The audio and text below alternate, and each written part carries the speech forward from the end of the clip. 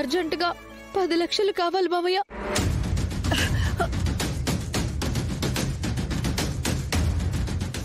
ఏంటి?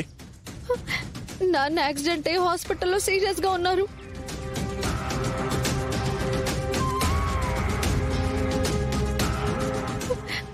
ఆపరేషన్ చేయాలి మావయ్య. ప్లీజ్ మావయ్య, మావయ్య ప్లీజ్, మా నాన్న ప్రాణాలు కాపాడండి మావయ్య. 10 లక్షలు కాదు కదా, 10 రూపాయలు కూడా లేవు ఇంట్లో. మావయ్య మీకు దండం పెడతాను మావయ్య. నేను మీ మీద ఆశలు పెట్టుకున్నాను, దయచేసి కాదనకండి. ఆయుష్ ఉంటే మీ నాన్న ఎలాగైనా బతుకుతాడు, లేదంటే ఎన్ని లక్షలు పెట్టినా పోతాడు. నిండా ఆయుష్యమని ఆ దేవుణ్ణి మొక్కుకో. అమ్మా మావయ్య, మీ కాళ్ళు పట్టుకుంటాను మావయ్య, దయచేసి అర్థం చేసుకోండి మావయ్య. ఒక్కసారి చెప్తే అర్థం కాదా మావయ్య?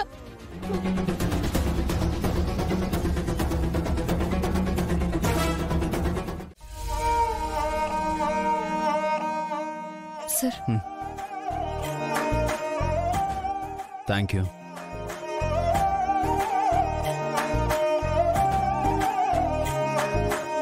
సార్ విశ్వ పరిస్థితి ఏంటి? పాపం ఇంకా ఎన్ని రోజులు లోపలే ఉండాలి?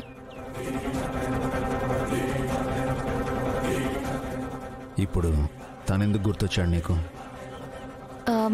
ఇందాక ఎగ్జామ్స్ కోసం చదువుతూ ఉంటే. చూడు జాను, మన అనుకున్న వాళ్ళు మనసులో ఉండాలి, తప్పు చేసిన వాళ్ళు జైల్లో ఉండాలి. విశ్వ తప్పు చేశాడు కాబట్టే మొన్న అరెస్ట్ అయ్యాడు, రేపు సస్పెండ్ అవుతాడు, డీబార్ కూడా అవుతాడు.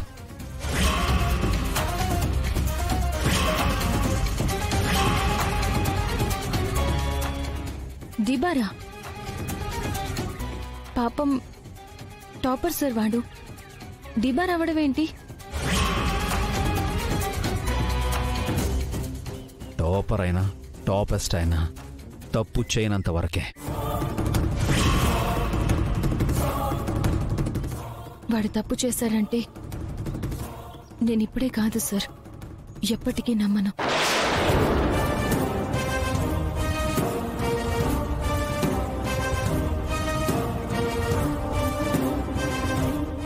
జాను, అంత నమ్మకం ఏంటి తన మీద నీకు? సార్ మన పెళ్ళై ఒక 3 నెలలు అవుతుంది. ఈ చిన్న జర్నీలోనే మీరేంటి, మీ ఇష్టాలేంటి, దేనికి బాధపడతారు, దేనికి ఆనందిస్తారు అని అన్నీ తెలిసిపోయినాయి నాకు.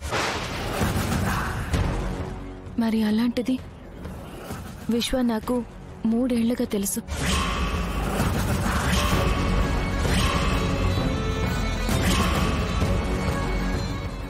కలిసి చదువుకున్నాం, కలిసి తిరిగాం, ఎవ్రీడే కలిసేవాళ్ళం. నాకు వాడి గురించి తెలియకుండా ఎలా ఉంటుంది?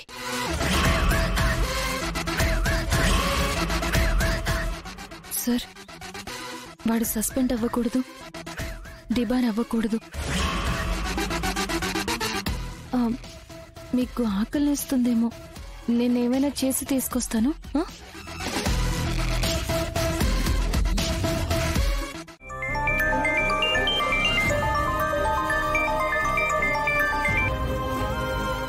హాయ్ వదినా.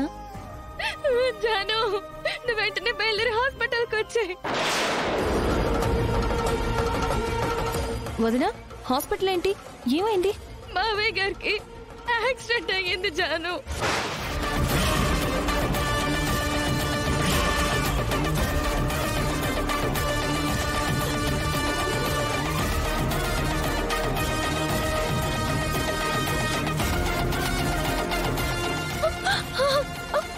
వదినా, నేను ఇప్పుడే వస్తున్నాను. అత్తయ్య కూడా చాలా బాధపడుతున్నారు జాను. నువ్వు త్వరగా రా జాను. వస్తున్నాను వదినా, నువ్వు అడ్రస్ పంపించు నాకు, సరేనా?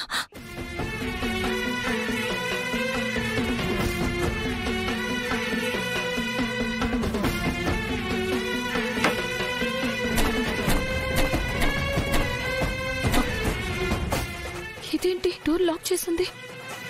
జై సార్, జై సార్, జై సార్ తలుపు తీయండి.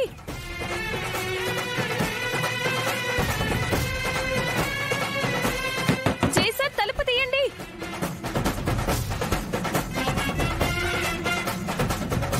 జై సార్, జై సార్.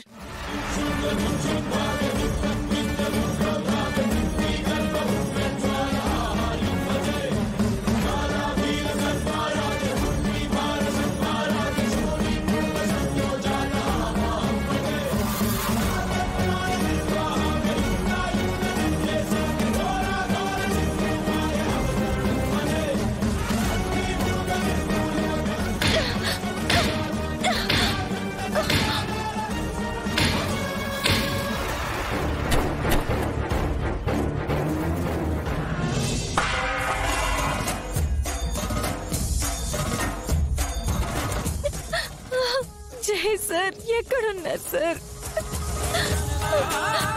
మా నాన్నకి యాక్సిడెంట్ అయిందంట. మా నాన్న ఎలా ఉన్నారో ఏంటో నేను చూడాలి సార్.